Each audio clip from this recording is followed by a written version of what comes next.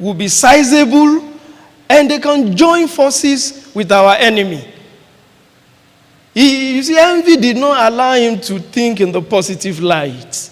And at the end of the day, again, because when somebody starts to kill in a town all the babies, how do you describe that? Merciless, destructive, cruel. Praise the Lord.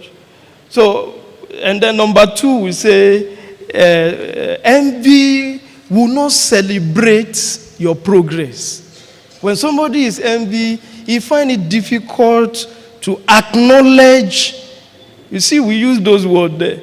Some people, when it is obvious that you have progressed, but to them, no.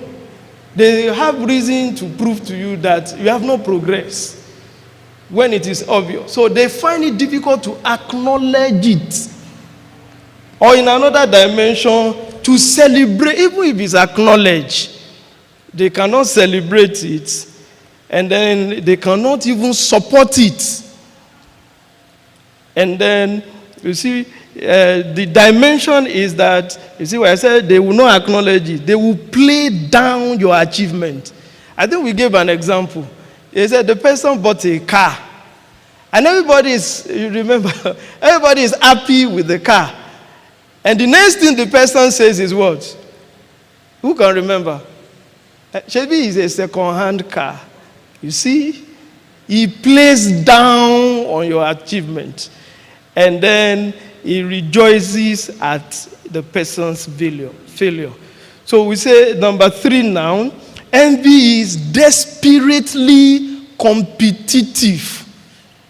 Desperately competitive. And the example that was given was the example of Rachel. You can go and read it, Genesis chapter 26. When Rachel saw that she was not having children, if you have read it before and you remember, you know what Rachel started to do? It was Rachel that started to say, oh yeah, my husband, going into the maid, then I will have a child through the maid. Is it correct? The child that will be born, is he our own? But that's what, because they said when Rachel saw that Leah was having children, she could not, she became envious. And the next step, she was desperate for children. Competitively. So now, to her, I have this child from this male, I have this child from this male. So she's also now saying, I have children. Praise the Lord. So they will be competitive desperately. So they will be doing a lot of things out of desperation. Then number 3, that envy is excessively critical and judgmental and can sometimes be confrontational. Excessively critical. By God's grace, the next Bible study will be how to deal with criticism. So we'll see this. So in this particular case, the example we saw was that of the Korah, Dathan, and Abiram. At the end of the day, they went to confront Moses. And why? They felt whatever position Moses had, they are equally qualified for it. Praise the Lord. So because of time, I can't go into detail. So he said, number 5 now, envy refuses to accept or recognize people's gifts or grace. It's the same thing that these people did. They don't want to accept. The challenge is they want it that is only them that should be praised, that should be shining. So, is this person's gift? It doesn't concern them. Is this person's grace? It doesn't concern them. The thing is, they just want to be the one on the platform every time. So, and then number 6, envy, because of this, deprives its object of opportunity. When somebody is envy of another person, and the person has an information that will help the person, do you think he will supply it? He cannot supply it, because if he supply it, is causing more injury to himself because the person will progress. So he will withdraw opportunities, he will hide opportunities or reward from the person. Then, in line with that, also, the last point, the envy cannot withstand its object being praised or spoken well of. So, those are some characteristics. And why we went into all of these characteristics is for you to be able to scan your environment. Praise the Lord. And quickly we say, what makes people to be envious? Number one, undue comparison. That's what Dathan, Korah, and Abiram did. Undue comparison. The glory of everybody is different. So the Bible says, Korah, Dathan, and Abiram, they were renowned men. So they were not ordinary men. But they now started to say, Moses, what position you have, we can be in that position. Why are you doing that kind of comparison? There is a position given to you. It was not an hidden position. It's a renown. You are equally renowned. And at the end of the day, because it's the work of God, and in the work of God, positions are not given by democracy or by anything other than God is the one that chooses people. So at the end of the day, the way they resolve it, Moses said, let's all go before God.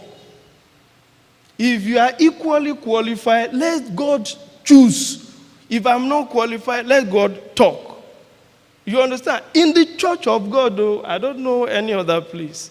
So in the church of God, when you should be careful not to make undue, unnecessary comparison. Allow God to do whatever He wants to do with you. And then number two, another reason is insecurity. People feel insecure. Saul started feeling insecure when David started to make progress. He was feeling like the way this boy is going, he may eventually become more popular and acceptable than me. And then envy started. Then number three, that you see, the envy is one of the fruit. Is it fruit now? One of the work of the flesh. So that's why you say it could also come from there. It's a sign that flesh is still reigning in the life of that person. And then somebody suggested is that envy could be because of idleness. That if you are busy, you will not have time for irrelevancies. Praise the Lord. Now, let me do this one, because in the past 3 or so Wednesday, we discussed extensively on what you can do when people are envious of you. So generally, that envy is one of the fruits, one of the work of the flesh. So to deal with it should be like any other ways by which we deal with the work of the flesh. So number one said, to deal with the work of the flesh, it said, walk in the Spirit. Walk in the Spirit, and you will not fulfill the desires of the flesh. So number one, you need to maintain a high spiritual tempo, or be spiritually alert. Because if you are spiritually alert, then the flesh will not have its way. Number two is related to it, is that we need the guidance of the Spirit. When you so the situation is when you find yourself in the midst of people that are envious of you, spiritual alertness, spiritual sensitivity. So number two, related to it, guidance of the Spirit to know what to do. That we should not be generally presumptuous. You need to be guided what to do, because there are some situations that are very delicate. Then number 3 now, we discussed that envy can be induced. I hope everybody remember.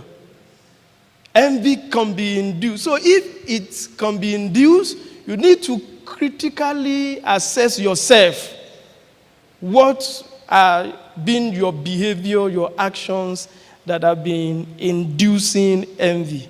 So under it, it could be that the way you dispense your information. So we say, because if you progress and you, like Joseph, you tell it out, you easily tell it, you easily say it. So if you find out that